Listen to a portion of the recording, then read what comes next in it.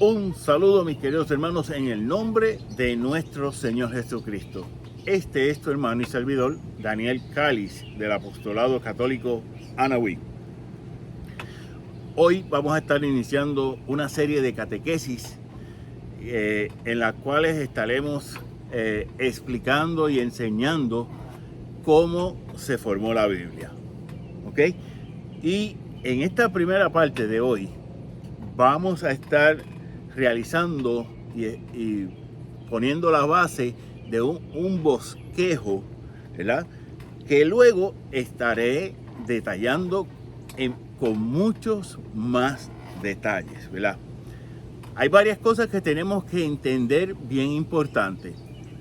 Primero, que la Biblia no se creó de la noche a la mañana y que tampoco la Biblia, tampoco Dios fue dictándole a los apóstoles, a los hagiógrafos y a los autores bíblicos, ¿verdad?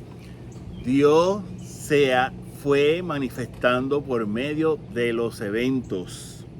Entonces, ¿qué pasa?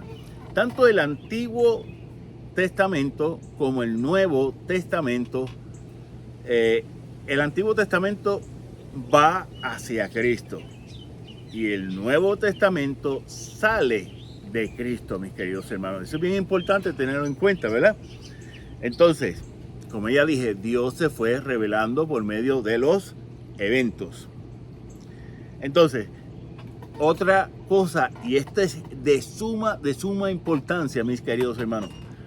Las dos fuentes de la revelación divina, según nos enseña la Iglesia y el magisterio de la Iglesia, encabezado por el Santo Padre, el Papa, en este caso el Papa Francisco. Las dos fuentes de la revelación divina son, primero, la tradición apostólica, la tradición también en el Antiguo Testamento dentro del pueblo de Israel, y la palabra escrita, las Sagradas Escrituras que llamamos Biblia. Esas son las dos fuentes de la divina revelación. Hay muchos hermanos, predicadores, teólogos, que ponen al magisterio como fuentes de la revelación divina. No, eso no es así. Me explico. En los documentos del Vaticano II muy claro especifican, especialmente la Dei Verbum, o sea, la revelación divina, que el magisterio está, comenzando con el Papa, el magisterio está al servicio de la revelación divina. De hecho, el magisterio es quien tiene la obligación de custodiar la revelación divina que antes mencioné, que se forma de las Sagradas Escrituras y la tradición apostólica. Entonces, vamos a ver, antes de comenzar, ¿verdad? La Biblia se formó con lo que conocemos con 5 pasos distintos que se dieron. Pero antes de eso, vamos a estar explicando qué es la revelación y qué es la inspiración. La revelación es la forma en que Dios se fue manifestando. Como ya dije, se fue manifestando por los eventos. Y se le fue manifestando a esos primeros personajes que se dieron. El primer personaje histórico dentro de la Biblia, específicamente en el Antiguo Testamento, lo fue Abraham. ¿Ok? Abraham. Y pues, entonces, y vemos, hay muchos hermanos, especialmente nuestros hermanos protestantes, que piensan y enseñan que la palabra escrita, la Sagrada Escritura es la única fuente de la revelación divina. No, no y no. No es así. Y que, pues, que la Sagrada Tradición, pues, no tiene sentido ni razón de ser. Eso dicen, ¿ok? Miren lo que nos dice el Evangelio de San Juan. Y aquí podemos adquirir las pistas, por así decirlo, más grandes, más...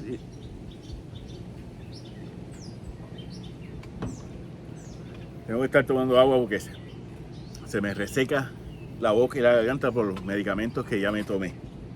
Bien, el Evangelio de San Juan nos dice así: Jesús realizó además muchos otros signos en presencia de sus discípulos que no se encuentran relatados en este libro. Estos han sido escritos para que ustedes crean que Jesús es el Mesías, el Hijo de Dios, y creyendo tengan vida en su nombre. Palabra de Dios, te alabamos, Señor. Bien, esto que acabo de leer está en el Evangelio de San Juan, capítulo 20, versículos 30 y 31. ¿Ok? Y eso es básicamente lo que es la revelación divina. Entonces, ¿qué es la inspiración? La inspiración es esa fuerza, ese influjo divino, ¿verdad?, que tuvieron todas las personas involucradas en los pasos que se dieron para formar la Biblia. ¿Ok? Se dieron. Esto, por ejemplo, como ya dije, esto no significa que Dios haya dictado. No, no es así. Entonces, veamos, este proceso de la inspiración es un proceso largo, no es que se dio en un determinado momento. Y esto lo vamos a ver, ¿verdad?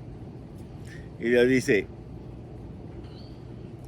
las generaciones originales que experimentaron los eventos viviendo su vida cotidiana, pero con la presencia de Dios poderosa y presente, estaban inspiradas por Dios.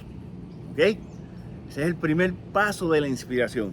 Esa generación original que experimentaron los eventos, que vivieron esos eventos, ¿verdad? Aquellos en la comunidad que estaban disponibles a interpretar los eventos religiosamente, o sea, bajo lo que la palabra religión significa, en el latín se dice religare, o sea, religar, tratar con, bajo ese tratamiento, ese trato con Dios que estaban llevando esas primeras comunidades de los eventos, que vivieron los eventos, tanto el Antiguo como el Nuevo Testamento, ¿verdad? Y que, ¿verdad?, interpretar los eventos religiosamente y pasaban, perdón, se me perdí aquí, pasaban estos a la tradición oral, que pasaron, que fueron narrando, fueron hablando a sus hijos, a las comunidades, en las comunidades, ¿verdad? Se consideran que también estuvieron inspirados. Los narradores de cada generación que nutrían la fe de sus contemporáneos por medio de la tradición oral, también estaban inspirados. Aquellos que editaron la tradición oral y escrita, heredaron también estuvieron inspirados, ¿verdad? Y aquí, esto es muy importante porque aquí se nos habla de dos tipos de tradición, la oral y la escrita. Más adelante vamos a ver sobre eso, ¿verdad?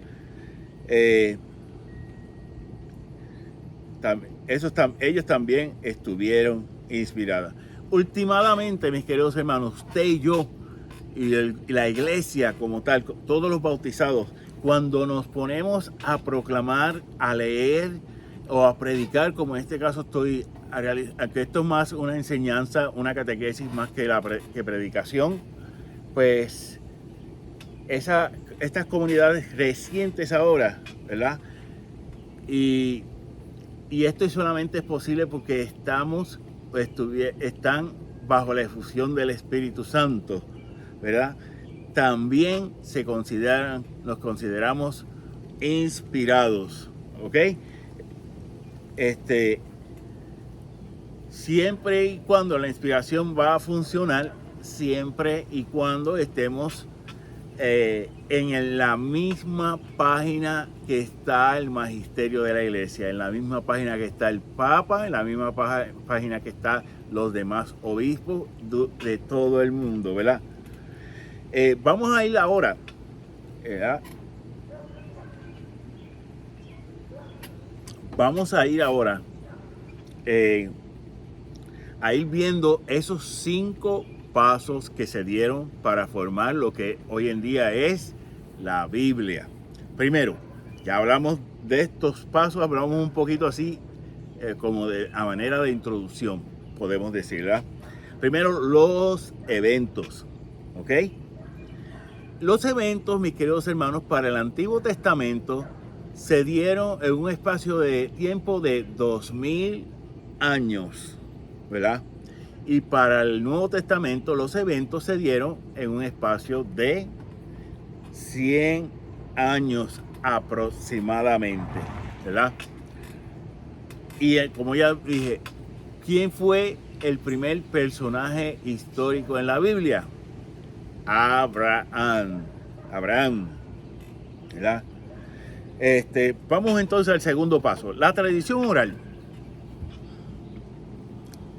Esos eventos comenzaron a ser narrados, ¿verdad? Esos eventos comenzaron a ser narrados a todos en la comunidad, ¿verdad? De generación en generación. Recordemos que si los eventos se dieron en un espacio de 2000 años, ese tiempo y un poco más fue que se realizó la tradición oral. Entonces, ahora tenemos la tradición escrita. ¿Qué significa esto? Que esa tradición oral se fue escribiendo no para beneficio nuestro, sino para el beneficio de esas comunidades en ese entonces, ¿verdad? Entonces, hubieron ocasiones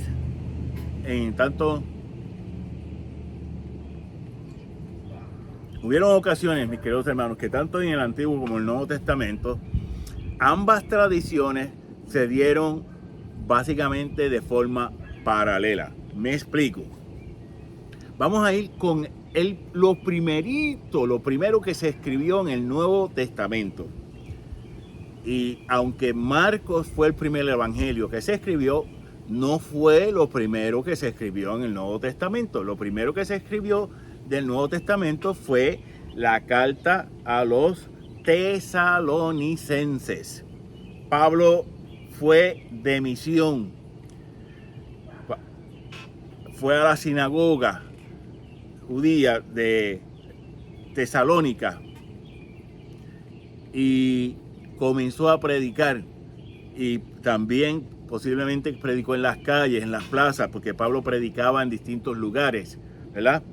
¿Qué sucede? Que Pablo se va a otra comunidad a predicar.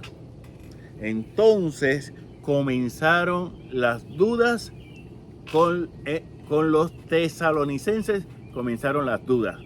¿Qué sucede? Que tiene Pablo que sentarse a escribir una carta, ¿ok?, para esas comunidades de Tesalónicas, ¿ok?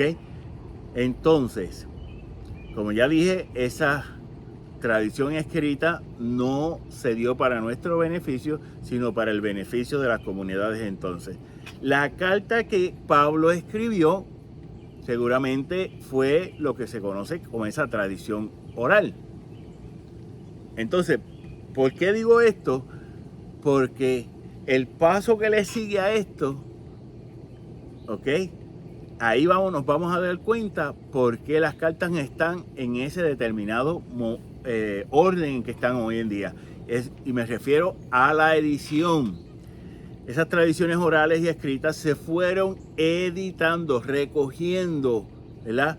Cuando vemos el Evangelio de San Lucas al inicio, nos dice que él se dedicó a recoger esas tradiciones ¿verdad? Y yo personalmente lo comparo con un periodista. Lo comparo con un periodista porque Pablo seguramente tuvo que haberse reunido con María o con algún pariente de María para que le contaran lo que María vivió. Pablo es el único evangelio que nos muestra el Magnífica, o sea, engrandece mi alma al Señor, se alegra en mi Dios, en Dios mi Salvador, ¿verdad? Y de la misma forma, Pablo es el único evangelio que aparece lo que se llama el Benedictus, ¿verdad? Bendice el Señor, alma mía. Oh. Que ese es una narración o una expresión inspirada por el Espíritu Santo de parte de Isabel y se me olvidó el nombre de la esposa Isabel. Anyway, Zacarías, el esposo Zacarías, ¿verdad? Bajo la difusión del Espíritu Santo, realizó lo que conocemos como el Benedictus, ¿verdad? Entonces, el orden, mis queridos hermanos, el orden que tenemos las cartas y cómo están estructuradas las cartas hoy en día es producto de la edición, ¿ok? Es producto de la edición, ¿ok?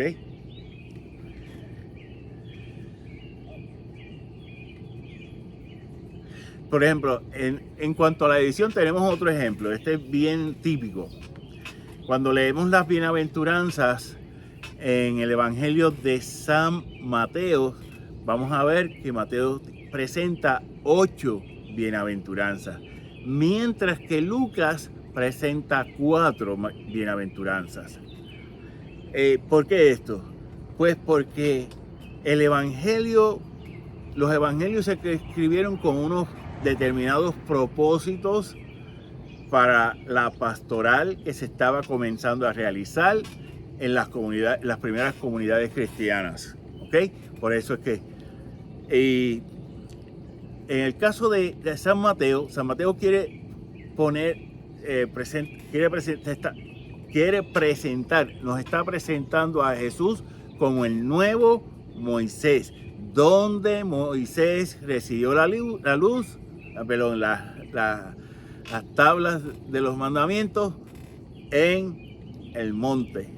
Como dice la canción, vamos a la montaña, vamos a la montaña. ¿Ok? Eso es. Entonces, San Lucas aparece en 4. Muchos teólogos dicen que lo más seguro es que Jesucristo predicó 4 bienaventuranzas y Mateo tuvo que adaptar las otras 4. Perdón, permiso. Mateo tuvo que añadir esas otras 4 con el propósito catequético y pastoral que tenía dentro de su evangelio. Ok. El quinto paso, ¿verdad? El quinto paso es lo que se conoce como la canonicidad. ¿Ok? La canonicidad. La palabra canon significa norma o ley. Pero en este caso, no es que sea el evangelio una norma, sí, nos da la ley, nos habla de las normas, de las leyes, pero en este caso lo que pasó fue lo siguiente. Ambas comunidades se reunieron para establecer qué libros estaban inspirados por el Espíritu Santo y cuáles no. Miren, los padres de la iglesia nos hablan, ¿verdad? Especialmente los padres apostólicos y los discípulos de estos padres apostólicos, nos hablan de cómo la iglesia recogió lo que hoy en día conocemos como el Nuevo Testamento, o sea, los 27 libros del Nuevo Testamento, y la comunidad judía en el año 70 aproximadamente ratificó los libros que estaban en el Antiguo Testamento. Pero hay que hacer la salvedad, hay que hacer una anotación aquí, que antes de lo que llamamos el canon hebreo, de la Biblia hebrea, ya existía un canon por más de 300 años antes de Jesucristo. Y este canon es lo que se llama el canon griego o la Septuaginta, ¿verdad? Y ese canon ya fue establecido unos 300 años antes de Jesucristo. Pues bien, vamos a ver, ¿ok? Con esto ya casi ya finalizo, cómo interpretan la Biblia los católicos, cómo los católicos estamos llamados a interpretar la Biblia, ¿ok? Miren lo que nos dice el Catecismo de la Iglesia Católica, haciéndose eco de la Dei Verbum del Concilio Vaticano II. Ok, miren. Para descubrir la intención de los autores sagrados, es preciso tener en cuenta las condiciones del tiempo, ¿ok? Las condiciones del tiempo y de su cultura, los géneros literarios usados en aquella época, las maneras de sentir, ¿ok? Cómo pensaba el pueblo de Israel en el tiempo de Jesucristo o antes de Jesucristo, ¿verdad? Y la manera de narrar de aquel tiempo. Y nos sigue diciendo el numeral 110 del Catecismo de la Iglesia Católica, pues la verdad se presenta en otros géneros, la verdad se presenta y se anuncia de modo diverso en obras diversas, índoles históricas, ya sean libros proféticos o poéticos y otros géneros literarios. Dije previamente, que el Catecismo de la Iglesia Católica en este numeral está haciéndose eco de lo que dice la Dei Verbum, o sea, la divina revelación. Y yo les exhorto que busquen en la página del Vaticano, así ponen el Concilio Vaticano II, y van a buscar en el numeral 12, inciso 12,2, ¿verdad? Y van a ver que ahí está la base de todo lo que nos dice este Catecismo de la Iglesia Católica, el numeral 110. Dicho sea de paso, ese es mi numeral favorito del Catecismo de la Iglesia Católica, mis queridos hermanos, ¿verdad? Ya lo sabemos. En la próxima intervención vamos a estar detallando y hablando sobre lo que fueron los eventos, más detalles. Como dije, hoy esto es simplemente una introducción, por así decirlo, ¿ok? Así que, mi gente, 1.000.000 de gracias. Les pido pues que se suscriban a nuestras redes sociales, especialmente Facebook y YouTube, y le den a la campanita, ¿verdad? Y si les gustó este video, dale me gusta. Si tienen alguna duda, yo soy consultor en las áreas de catequesis, pastoral hispana de los Estados Unidos, para el portal, uno de los portales más grandes de la Iglesia Católica de habla hispana, que se llama elcatholic.net o la sitio web es.catholic en inglés.net, ¿ok? Y buscan las sesiones de catequesis o pastoral hispana en Estados Unidos y ahí me pueden encontrar, Daniel Cáliz, ¿ok? Así que, mi gente, 1.000.000 de gracias y pues que el Espíritu Santo, que guía al magisterio de la Iglesia y a todos los bautizados, para que busquemos siempre el camino, la verdad y la vida en el estudio, en la reflexión y en la meditación de las Sagradas Escrituras, ¿ok? Repito, que el Espíritu Santo, que guía al magisterio de la Iglesia, guíe a todos, a nosotros los bautizados, para que busquemos siempre el camino, la verdad y la vida en el estudio y reflexión y meditación de las Sagradas Escrituras. Mi gente, que pasen un feliz día muy especial, así que nos vemos más adelante y nos despedimos como siempre con la bendición del Padre, del Hijo y del Espíritu Santo. Amén, amén, amén. Cuídense mi gente, Dios me los bendiga a todos.